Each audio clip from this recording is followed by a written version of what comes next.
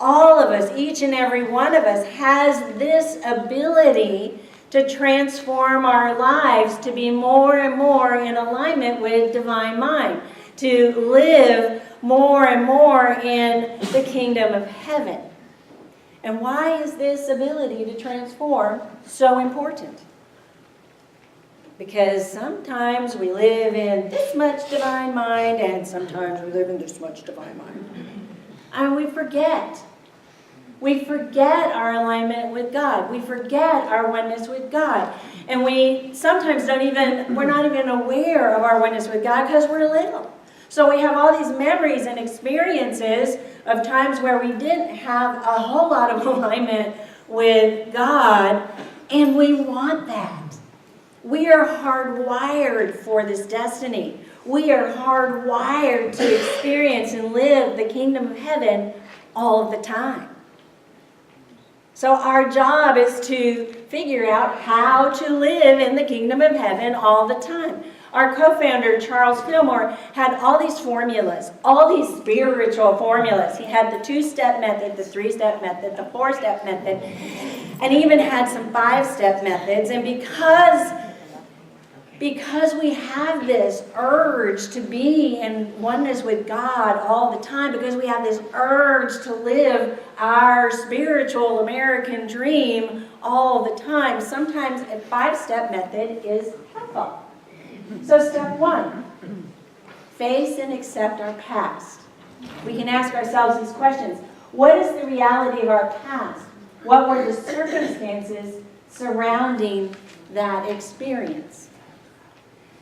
I had an opportunity this week, I had a choice point this week to face and accept my past.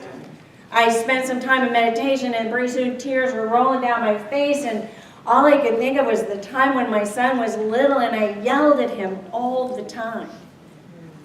Mark had ADHD. Now that in some references means a desire for heavenly dancing. He is a principal dancer with Eugene Ballet, so he's living his dream. But it also meant attention deficit hyperactivity disorder. And Mark would get so involved and so absorbed in whatever he was doing that he was completely oblivious to life swirling around him. And I would feel scared he was going to miss something, or and I would yell, and it wasn't just like yelling, it was, Mark, Mark, Mark, Mark, like a full body, that kind, you might not know it, and I'm happy about that. But I had that, so I started to just, like these tapes of these memories and these past experiences started coming through my mind, and I was crying because I felt so bad. And so here at this choice point, what I really had an opportunity to do was put everything down and face into that experience. I was Mark's mom. Mark had ADHD. Those are the facts. So it's a lot simpler than it sounds, but it's sometimes really hard. And then that brings up step number 2. Step number 2 is become aware of our thoughts. Habitual thoughts lead to emotions. Emotions shape our future. So the thoughts we're holding right now are going to shape our tomorrow. And do I want to be crying tomorrow? Do I want to be holding, you know what it really is? All the thoughts that I'm holding, they're all about self-judgment. And my self-judgment is bad. I'm a horrible mom because I yelled. All those thoughts that I'm holding, do I want to be a horrible mom tomorrow? Because I'm certainly a horrible mom, because I was certainly a mom. You know what I mean? So I'm thinking, do I want to keep holding these thoughts? That's choice point number 2. Choice point number 3 is let go. Just let go. Just let go. But think about the immigrants who came to the United States because they were pulled here by the American dream. They left their countries behind.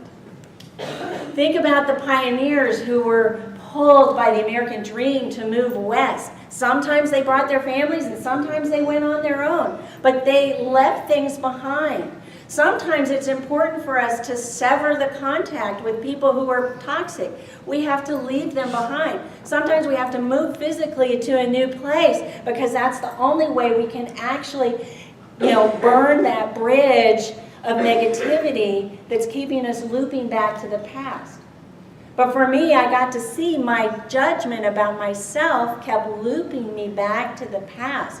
I couldn't live fully in the future. I couldn't see my 28-year-old son when I started having these self-judgments. All I saw was this little boy right in front of me. So choice point number 3 is to let it go. Think something different. And here's how this worked for me. Like, I want to think something different. So could I have done anything differently at the time? At the time, did I have the consciousness to be another way? At the time, did I have the wisdom to be another way? At the time, what would I have said if I had a different consciousness? And I was closing my eyes, and all of a sudden this laughter just burbled up inside me. It was like, you know what? I would have done the same thing because that's what I knew then. Now, I'm a totally different person. Now, of course, I'm like, now I'm a different person. I have an expanded consciousness. So now, today, I do something different. But back then, that's what I knew. And that's what I did. And that's how I can cut loose and be free of my judgment. Which leads to, of course, step number 4, forgiveness. Being willing to forgive myself actually lets me see the experience as a learning opportunity. Forgiving others allows me to feel all my feelings. To me, that's what forgiveness is. Forgiveness is feeling all the feelings that I have unexpressed about any particular memory or experience. So for me, with Mark, expressing my grief, expressing my anger, expressing my sadness, expressing my frustration, expressing my guilt, expressing all of those now frees me. Now I can call him up and I don't have to say first thing, I think you should get therapy. My guilt was like, I don't see you as whole, I think you should get therapy. Now I can see him as whole, as the beautiful, oh my God, this amazing human being. Because I've chosen to face and accept. Yeah, I've chosen to whistle. I've chosen to face and accept. I've chosen to look at my thoughts. I've chosen to let some go. I've chosen to forgive, to feel all my feelings. Because when any one of us does all these things, we're free. We're resurrected. We're ready to begin again. Those weights, those stones, those memories, those experiences are not in between us and our full alignment of God. Easy to see when it's something that is in the not so good category, right?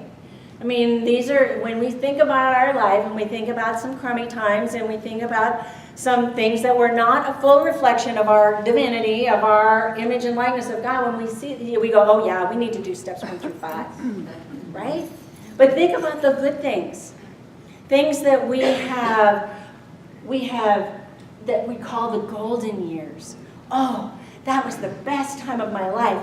Those were the golden years. That was just the most inspirational chicken skin kind of day I've ever had.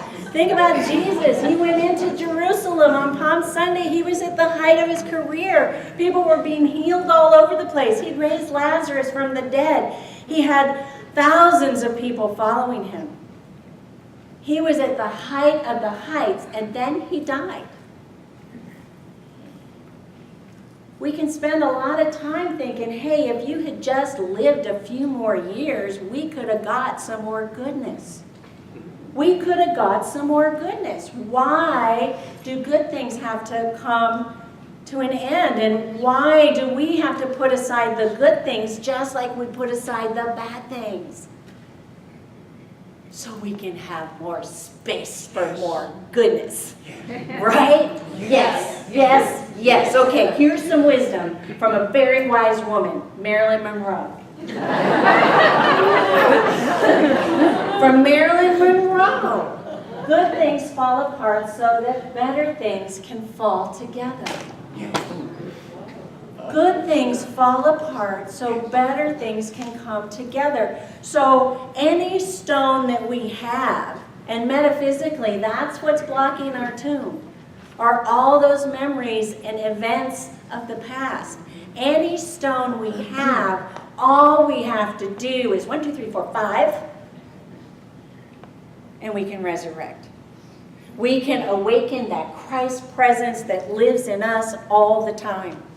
We can remember our sacred worth. We can find our power. We can use our ability for achievement. We can live our dreams. We can be the happiest we've ever been. And then we can do 1, 2, 3, 4, 5, and we can resurrect again. There's a poem in Unity, and I call it a little ditty because it's cute, but it's profound. By Clarence Edward Flynn. 4 stones there are that block our path and keep our souls in gloom, and shut our lives away from day and hold us in the tomb. The stone of futile purposes, the stone of littleness, the stone of blindness to the truth, the stone of bitterness.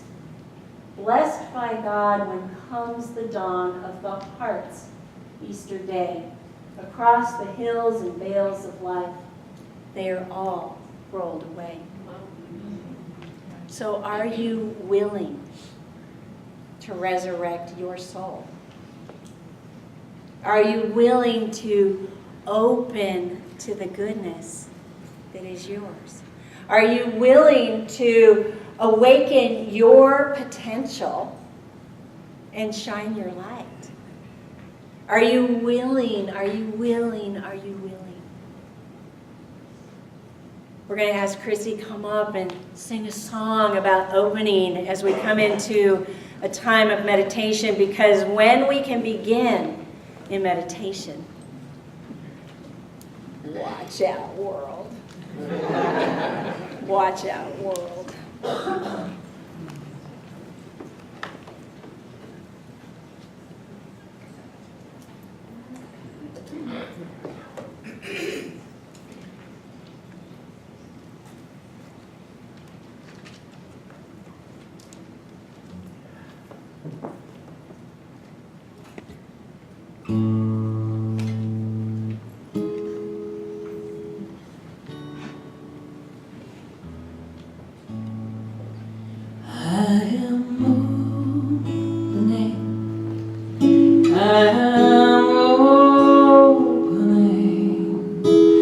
My heart is ready to receive. I am opening. I am opening. My heart is ready to receive. I am opening. I am opening my heart.